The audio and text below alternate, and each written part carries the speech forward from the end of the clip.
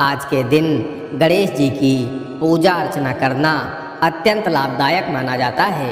आज हम आपको गणेश जी का जो मंत्र बताने वाले हैं, इस मंत्र के नियमित जाप या श्रवण करने से भक्त के सभी मनोरथ पूर्ण हो जाते हैं।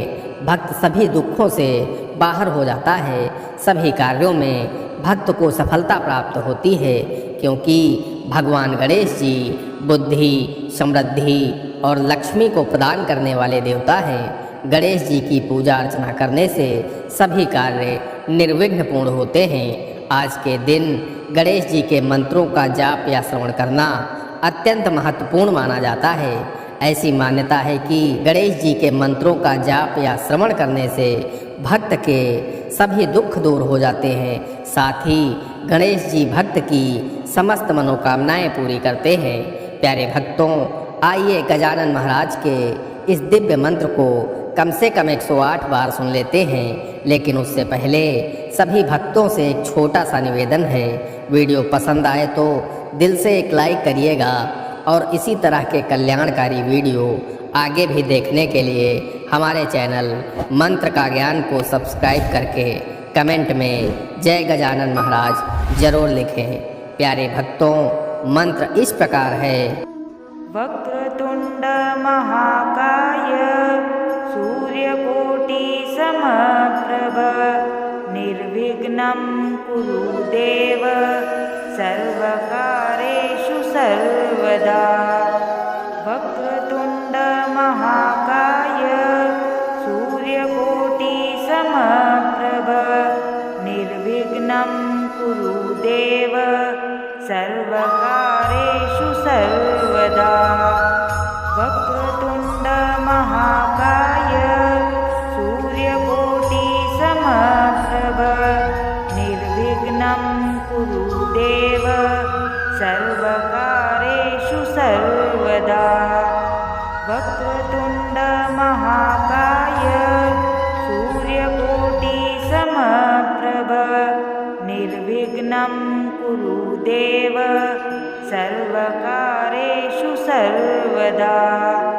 वक्रतुंड महाकाय सूर्यकोटि समप्रभ निर्विघ्नं कुरु देव सर्वकारेषु सर्वदा। वक्रतुंड महाकाय सूर्यकोटि समप्रभ निर्विघ्नं कुरु देव सर्वकारेषु सर्वदा। वक्रतुंड महाकाय सूर्यकोटि समप्रभ निर्विघ्नं कुरु देव सर्वकारेषु सर्वदा। वक्रतुंड महाकाय सूर्यकोटि समप्रभ निर्विघ्नं कुरु देव सर्वकारेषु सर्वदा। वक्रतुंड महाकाय सूर्यकोटि समप्रभ निर्विघ्नं कुरु देव सर्वकारेषु सर्वदा। वक्रतुंड महाकाय सूर्यकोटि समप्रभ निर्विघ्नं कुरु देव सर्वकारेषु सर्वदा। वक्रतुंड महाकाय सूर्यकोटि समप्रभ निर्विघ्नं कुरु देव सर्वकारेषु सर्वदा। वक्रतुंड महाकाय सूर्यकोटि समप्रभ निर्विघ्नं कुरु देव सर्वकारेषु सर्वदा। वक्रतुंड महाकाय सूर्यकोटि समप्रभ निर्विघ्नं कुरु देव सर्वकारेषु सर्वदा। वक्रतुंड महाकाय सूर्यकोटि समप्रभ निर्विघ्नं कुरु देव सर्वकारेषु सर्वदा वक्रतुण्डमहाकाय सूर्यकोटिसमप्रभ निर्विघ्नं कुरु देव सर्वकारेषु सर्वदा वक्रतुण्डमहाकाय सूर्यकोटिसमप्रभ निर्विघ्नं कुरु देव सर्वकारेषु सर्वदा वक्रतुण्डमहाकाय सूर्यकोटिसमप्रभ निर्विघ्नं कुरु देव सर्वकारेषु सर्वदा वक्रतुण्डमहाकाय सूर्यकोटिसमप्रभ निर्विघ्नं कुरु देव सर्वकारेषु सर्वदा वक्रतुण्डमहाकाय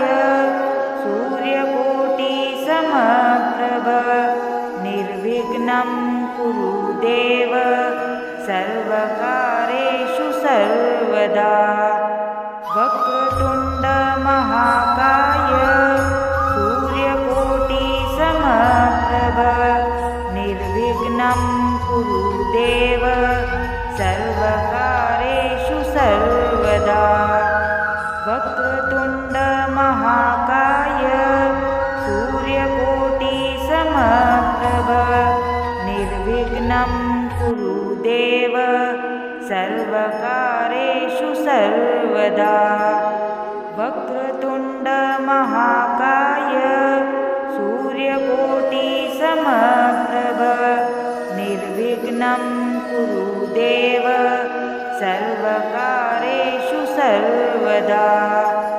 वक्रतुण्डमहाकाय सूर्यकोटिसमप्रभ निर्विघ्नं कुरु देव सर्वकारेषु सर्वदा वक्रतुण्डमहाकाय सूर्यकोटिसमप्रभ निर्विघ्नं कुरु देव सर्वकारेषु सर्वदा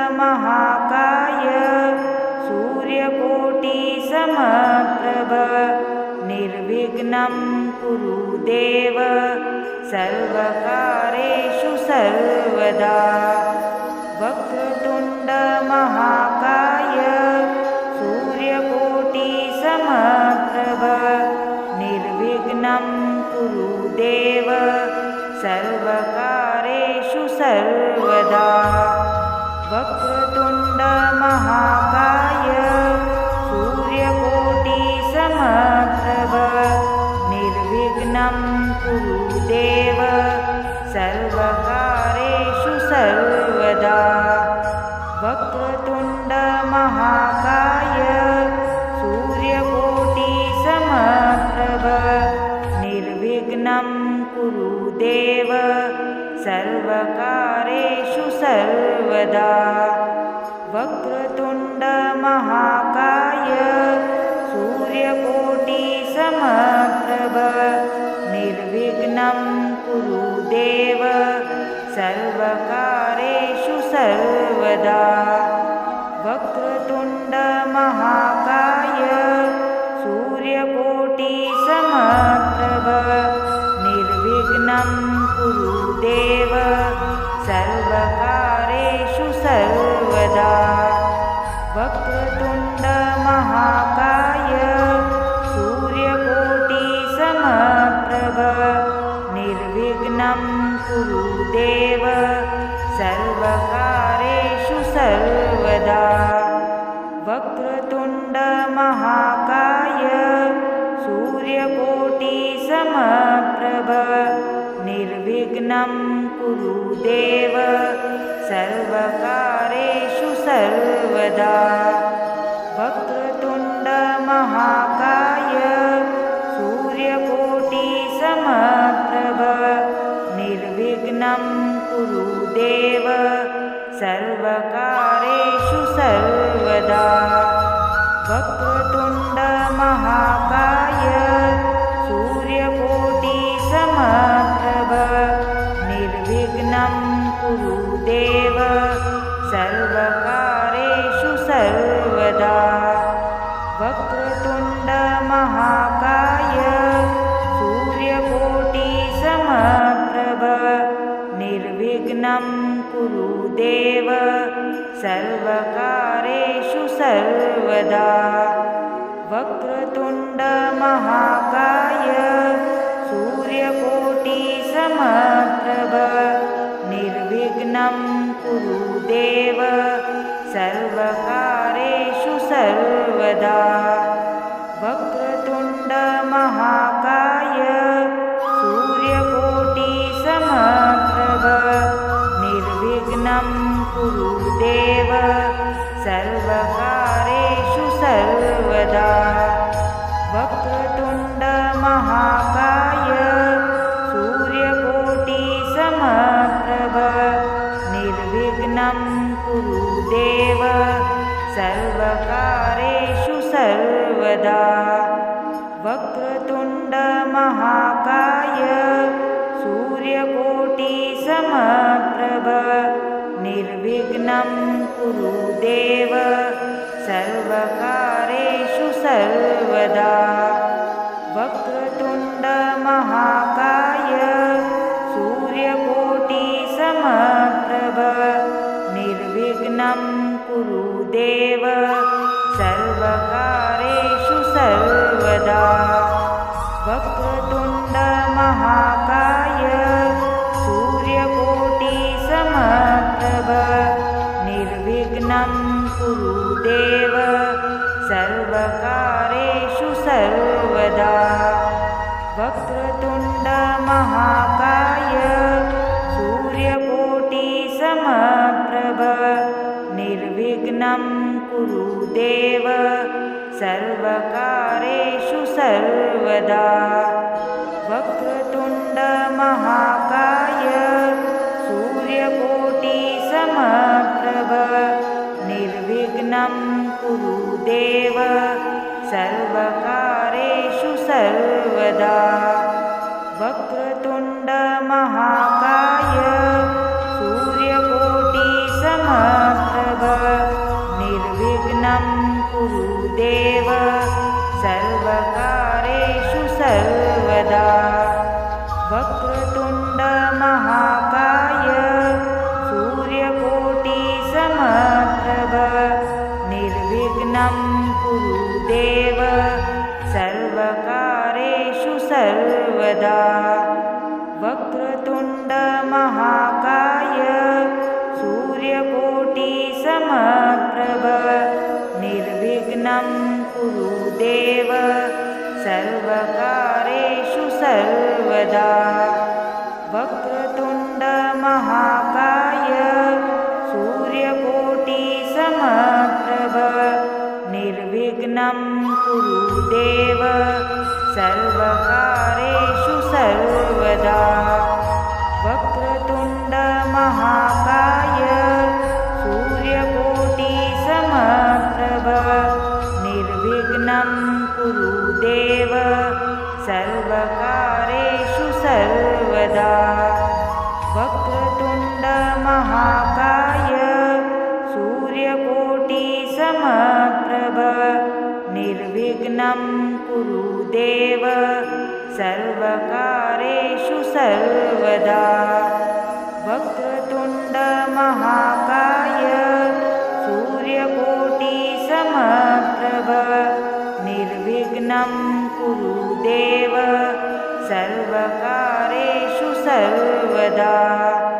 वक्रतुण्ड महाकाय सूर्यकोटिसमप्रभ निर्विघ्नं कुरु देव सर्वकार्येषु सर्वदा। वक्रतुण्ड महाकाय सूर्यकोटिसमप्रभ निर्विघ्नं कुरु देव सर्वकार्येषु सर्वदा। वक्रतुण्ड महाकाय सूर्यकोटिसमप्रभ समप्रभ निर्विघ्नं कुरु देव सर्वकारेषु सर्वदा वक्रतुण्ड महाकाय सूर्यकोटिसमप्रभ निर्विघ्नं कुरु देव सर्वकारेषु सर्वदा वक्रतुण्ड महाकाय सूर्यकोटिसमप्रभ निर्विघ्नं कुरु देव सर्वकारेषु सर्वदा वक्रतुण्ड महाकाय सूर्यकोटिसमप्रभ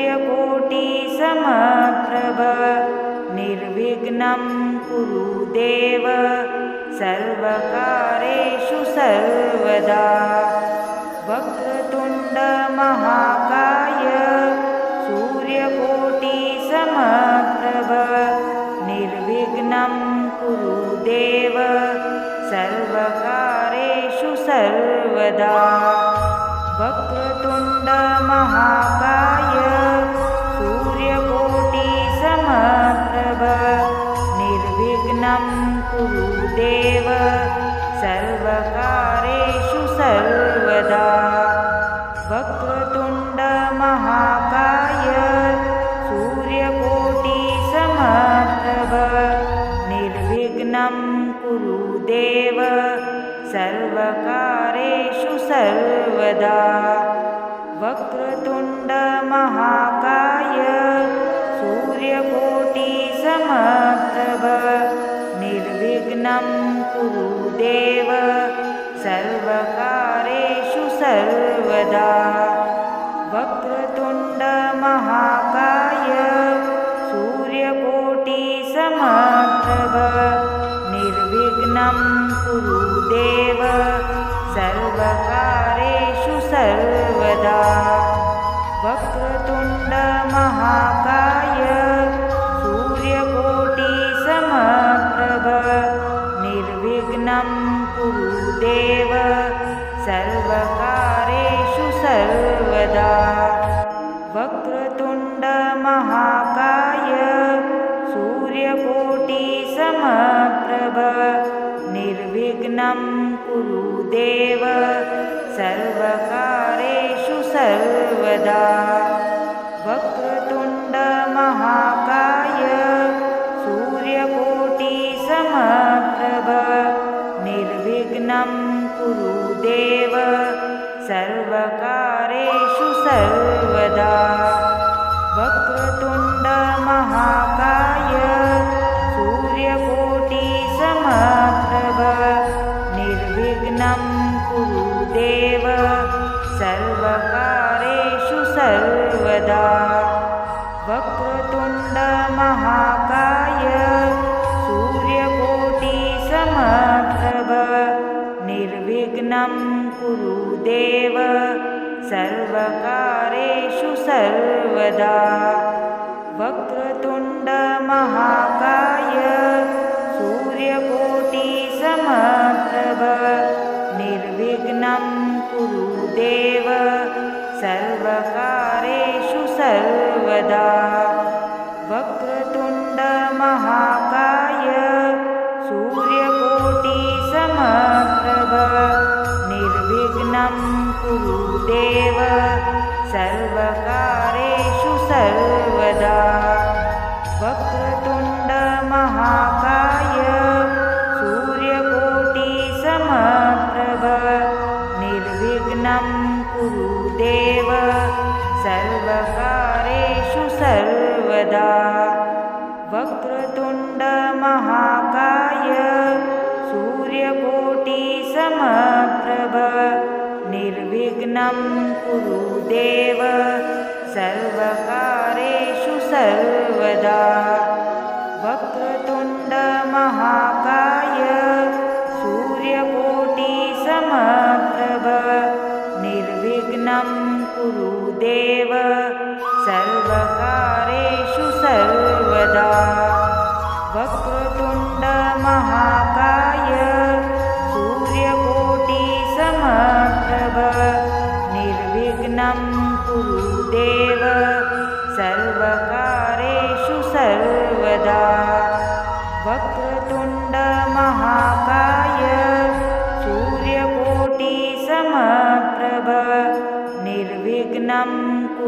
देव सर्वकारेषु सर्वदा वक्रतुण्ड महाकाय सूर्यकोटिसमप्रभ निर्विघ्नं कुरु देव सर्वकारेषु सर्वदा वक्रतुण्ड महाकाय सूर्यकोटिसमप्रभ निर्विघ्नं कुरु देव सर्वकारेषु सर्वदा वक्रतुण्ड महाकाय सूर्यकोटिसमप्रभ निर्विघ्नं कुरु देव सर्वकारेषु सर्वदा वक्रतुण्ड महाकाय सूर्यकोटिसमप्रभ निर्विघ्नं कुरु देव सर्वकारेषु सर्वदा वक्रतुण्ड महाकाय सूर्यकोटिसमप्रभ निर्विघ्नं कुरु देव सर्वकारेषु सर्वदा वक्रतुण्ड महाकाय सूर्यकोटिसमप्रभ निर्विघ्नं कुरु देव सर्वकारेषु सर्वदा वक्रतुण्ड महाकाय सूर्यकोटिसमप्रभ निर्विघ्नं कुरु देव सर्वकारेषु सर्वदा वक्रतुण्ड महाकाय सूर्यकोटिसमप्रभ निर्विघ्नं कुरु देव सर्वकारेषु सर्वदा वक्रतुण्ड महाकाय सूर्यकोटिसमप्रभ निर्विघ्नं कुरु देव सर्वकारेषु सर्वदा वक्रतुण्ड महाकाय सूर्यकोटिसमप्रभ निर्विघ्नं कुरु देव सर्वकारेषु सर्वदा वक्रतुण्ड महाकाय सूर्यकोटिसमप्रभ निर्विघ्नं कुरु देव सर्वकारेषु सर्वदा वक्रतुण्ड महाकाय सूर्यकोटिसमप्रभ निर्विघ्नं कुरु देव सर्वकारेषु सर्वदा वक्रतुण्ड महाकाय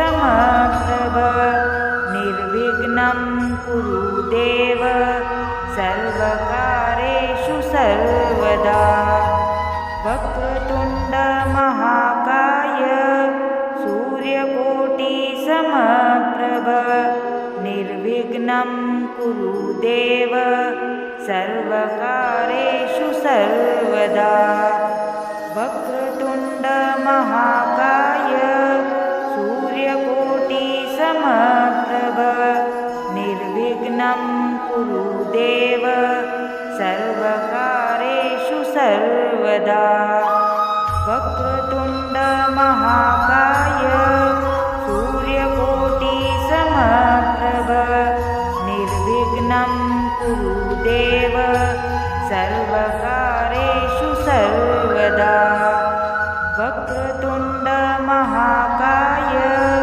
सूर्यकोटिसमप्रभ निर्विघ्नं कुरु देव सर्वकारेषु सर्वदा वक्रतुण्ड महाकाय सूर्यकोटिसमप्रभ निर्विघ्नं कुरु देव सर्वकारेषु सर्वदा वक्रतुण्ड महाकाय सूर्यकोटिसमप्रभ निर्विघ्नं कुरु देव